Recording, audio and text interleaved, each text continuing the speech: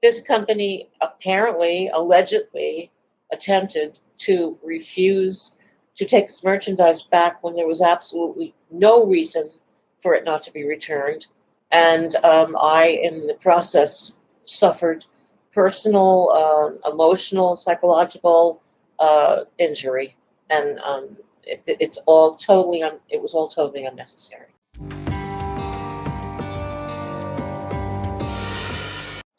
Well, in June, I went into the store here in my local area, and I purchased Kingsdown Malbec because I had a Sleep to Live Series 200, and I did research and discovered that they had been made by Kingsdown, even though they're not apparently.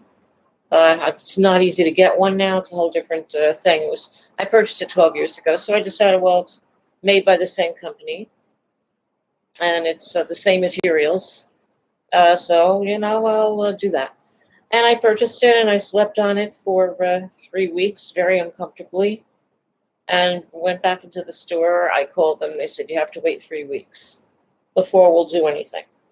So I said, all right. I waited for 3 weeks. The thing was awful. It got a dent in the middle of it. It's supposed to be a brand new medium firm mattress.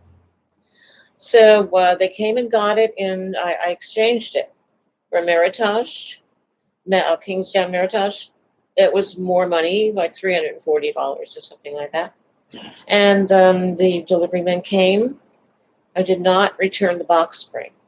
The box spring was a Kingsdown, and it had been put in my bedroom in June. They never touched the box spring. They removed the mattress, the Malbec. They didn't inspect it or take pictures or anything like that. They just took it out, and they brought the Meritage in and put it on the box spring and left. And that was it. And then I slept on the Meritage. I really tried. For about, I'm going to say 5.5 weeks. 5 weeks. And I just wasn't happy with it. I'm very light. I'm 118 pounds, and I'm very petite. I wasn't making enough of an impression on the latex layer. It would have taken like a year to, it's like, it wasn't comfortable, really. So I went back into the store. I had done some homework. I decided what I wanted to replace it with. They were unable to do the replacement mattress because it wasn't in stock. And she actually sent me out to another store. Not their store, another competitor. She told me, go there, they have them. So I went there, and they had one on the floor, and a different manufacturer, a different type of mattress altogether. And then I went back to the store where I had purchased the Kingsdowns, and I said, well, I'm really sorry to have to remove my business from this place. It wasn't my intention to do that. However, October is going to be the end of my warranty period. So, and then there's a wait list. So in other words, they're coming in, but it might even be longer. I don't know. I said, I have to return this. And so we filled out the return form. The mattress, box spring, plus tax and delivery fees came to over $4,300 after the second mattress exchange. And they only were giving me like $3,100 and something back, which I really couldn't determine how they were doing their math. It was a 20% restocking fee, but she said something about a $500 limit. I really had no idea what she was talking about. I said, I'd really like to know what happened to my $1,200. She said, well, this is the computer. The computer's doing this. I have no control over it. So I said, you know what?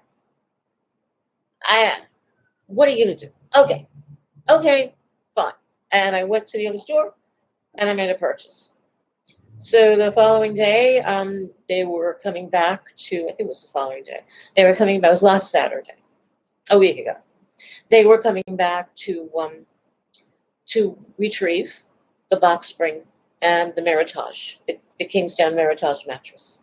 And they appeared at my door. The older man left immediately, and he left a younger man there alone.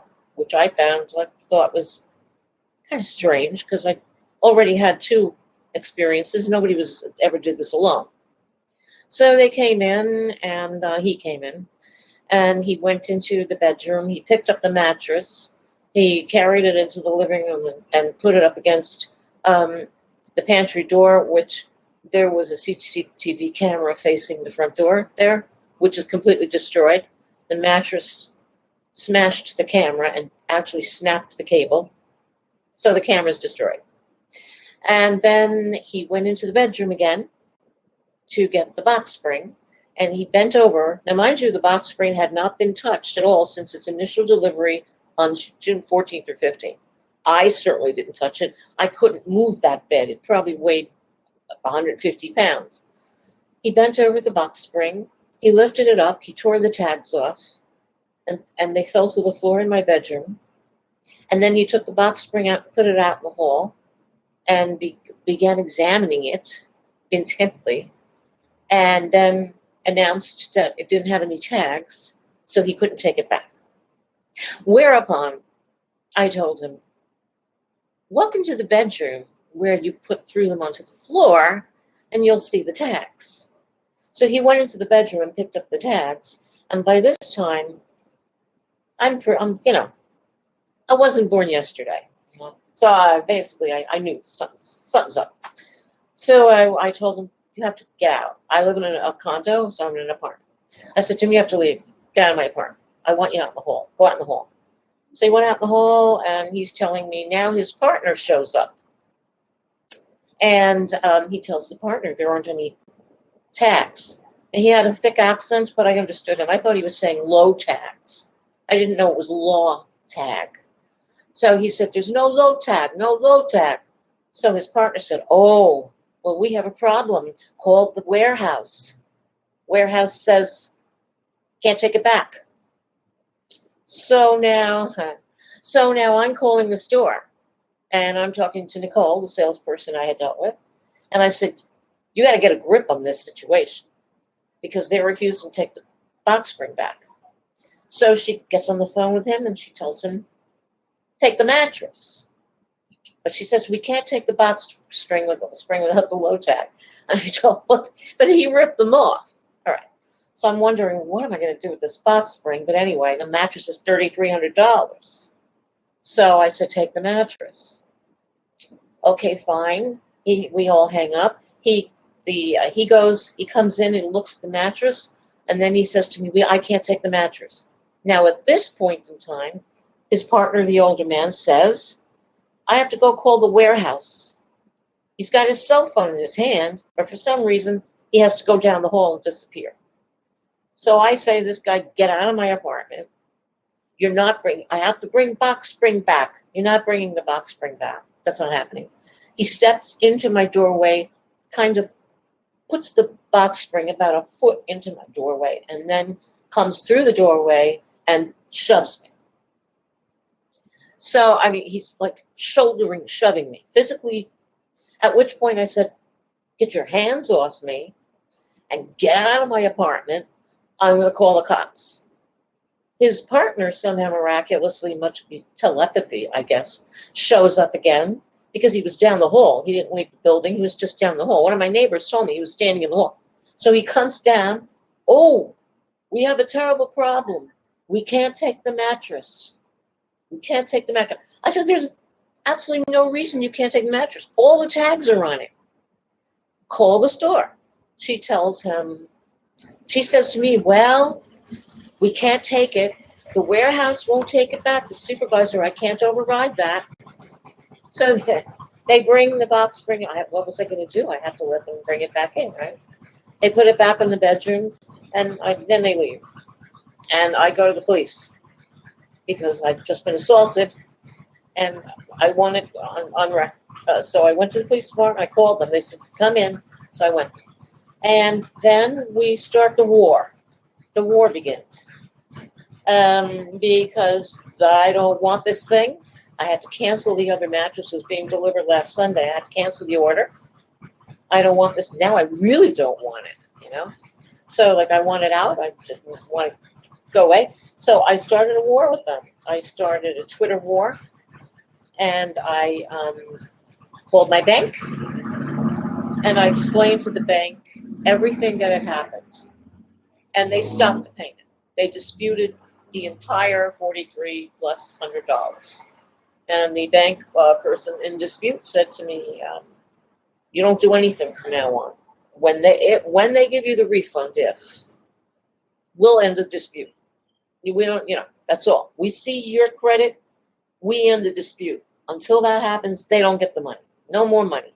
All right. So I'm on Twitter waging a war, and I get a direct message from someone saying, "Oh, I'm here. I'll call you." She calls me. She tells me she's on vacation. I don't know. And then she says she's going to send me an email. They're going to give me my 31, whatever it was, 74 or 92. And everything's fine. She'll send the email. I told her, you have 1 hour to send me that email. One. Well, obviously the email didn't come. I continue my war. I called the district attorney. I want to know if this is violation of the RICO law, because to me, you just removed a law tag, which only the owner can remove. That's federal violation. That's federal law. You pushed me in my own home. You're refusing to take the mattress back that has all its tags. It's in pristine condition. He took all kinds of pictures of it. You're refusing to. That sounds like racketeering to me. I'm sorry, like the mafia would probably be easier to do that. So I was like, okay, fine. So we continue to wage war, and then I got another phone call, and she was adamant, "I'm sending you, this is I said, I need it in writing. I need the email. I need hard copy evidence," which I got an email. And then at that point, I was waiting for pickup, which occurred the day before yesterday, Thursday.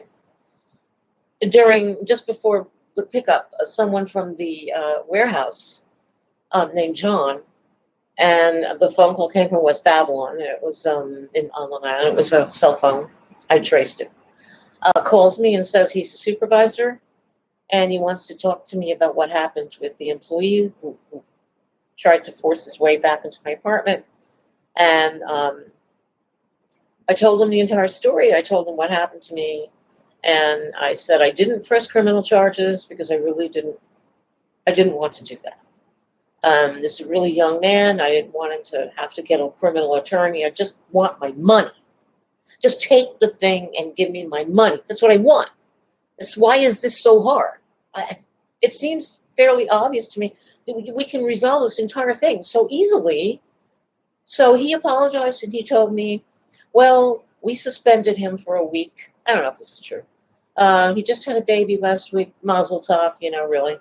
And I don't know what he's doing, what he's not doing. And then he says, I'm going to call the men coming to pick up the mattress and box spring and tell them, just walk in, pick it up, walk out. That's all. Don't say anything. Just do the job. That's it. You can take it back. That's all. I said, okay. So I had told the superintendent that he needed to be here with me. And he was actually out in the hall, but he didn't come in. And they showed up. They walked in. It was 8:00 in the morning, and day before yesterday. And then they walked in. They picked up the mattress. They picked up the box spring. They left. That was the end. The end. And since then, I asked them, did you get a phone call from John? Now, they knew who John was. I said, John called me. He said, John never called us. All right. So here we go. I mean, I don't know. What are they, like, do they give lessons on how to lie to these people? I don't know. What was that all about? I didn't need him to call me. It was, it's just so bizarre. And then again, yesterday I got another phone call from another representative called Latrice, I think. And she told me, and I'm trying to be really pleasant. And I'm saying to her, this whole entire thing could have been avoided because the box spring was, if it doesn't have a law tag, it didn't have one when you brought it. I'm unable to move the bed to look at the box spring to see if it has a tag. I saw him rip So what? I just resolve it already. Give me the money back. You've got your stuff. I mean, what's the problem? She said, well, I'm going to give you the full amount, the full thing. Because I said, why is my $1,200? I said, I don't understand. I mean, I wasn't telling her I want my 12. I just said, just give me my 31, whatever it is. So, no, I'm going to give you the delivery fee. They charged me for 2 delivery fees, which I had already paid when the first 2 deliveries are made. They charged me all over $199. And I'm going to restore your complete purchase price, the full 43 something $100, the complete thing. And I'm going to send you an email. Now, this was yesterday. I don't have any email. I have no idea what these people are doing. I think at this point they realize this is a big deal. And they created it. I didn't create it. I would have been happy to stay in store and exchange the whole package for another box spring and mattress, another manufacturer. But the opportunity wasn't there because they didn't have the item in stock, and it was going to go past my warranty period. So, I mean, I don't know what this was all about, but it gave me so much enormous stress that I was beside myself. I mean, nobody puts their hands on me, let alone a man young enough to be my grandson. Nobody's doing that. And I just felt that the entire thing was blown way out of proportion, totally unnecessarily. There's nothing wrong with the mattress. It's in perfect condition. I had a mattress cover on it and everything. So then I went looking online, and especially on Facebook. And yeah, guess what? I'm not the only one. Someone ordered and paid for it. 3 months later, he doesn't have the mattress. Nobody knows anything about the order. The money's gone. There's no mattress. I mean, it's like all of these things. I start reading really bad reviews, and I went to Reddit. And Reddit, somebody says to me, stay away from these people. Don't ever do business with you. I mean, it's like one really wonders what you can't get in touch with corporate headquarters. It's absolutely impossible because they have a DBA. This is their DBA. We don't know the parent company. There's no phone number. It's impossible. So it's like trying to speak to President Putin. You're going to get some undersecretary somewhere. So it's like basically no way to contact the corporate headquarters or the CEO. And these people, they don't care. They don't care. And what's going on with all the stores and, I mean, all of this stuff, I really don't understand. But once I realized that they're unapproachable, and when you're unapproachable, then you have absolutely no accountability. You can get away with just about anything as long as the customer lets you. And there are a lot of people who will take a lot of abuse. I'm not one of them, just for this principle of the thing. But let's face it, $4,000 is not a little bit of money. That's a lot of money. I mean, there are $20,000 mattresses. I'm definitely not going to buy one of them. But $4,000 is really top money. I think Stearns and Foster has a one that's about 6, and Beauty Rest. That's still a lot of money. So, like, that's really my story. Is outrageous and almost unbelievable. So, looks like one of these Tubi movies you see. When you say to yourself, this can't really ever happen. It's like, yeah, it's kind of like it. So, what can I tell you? I think everybody needs to proceed with caution and understand that you better be sure if you're going to go there, you better be sure this is what you want. Because if it isn't, who knows? And there are stores that will let you actually sleep on the mattress, and there's no anything. They'll just come get it if you don't like it. We're going to come get it. So it's like basically there's no charge. There's no anything. They'll take it back. There's no 20% restocking fee. I mean, there are stores like that. So find one of them. I would like this kind of behavior to be curbed in the United States. If you're going to do business, have some ethics. It's just not all right to abuse a customer for any reason whatever. Follow your own contractual obligation. I was willing to take the 20% restocking fee, even though I think it's outrageous, but I signed the contract. When I signed the contract, they told me 10%. Now it's 20%. I signed the contract. So it's my obligation and my responsibility to honor that contract, but they have the same obligation and responsibility. And people who are in business that are not conducting themselves ethically don't belong in business. And people are entitled to know this type of thing actually is occurring. I can't be the only customer in the United States that's had as difficult a time as I've had. It's not possible. I can't be the only one. So there are other people out there being abused in this manner. And perhaps some of them are afraid to speak up. I don't know. It's just not all right. This is still the United States. We have a free enterprise. There's a modus operandi here that really needs to be conducted in a certain way.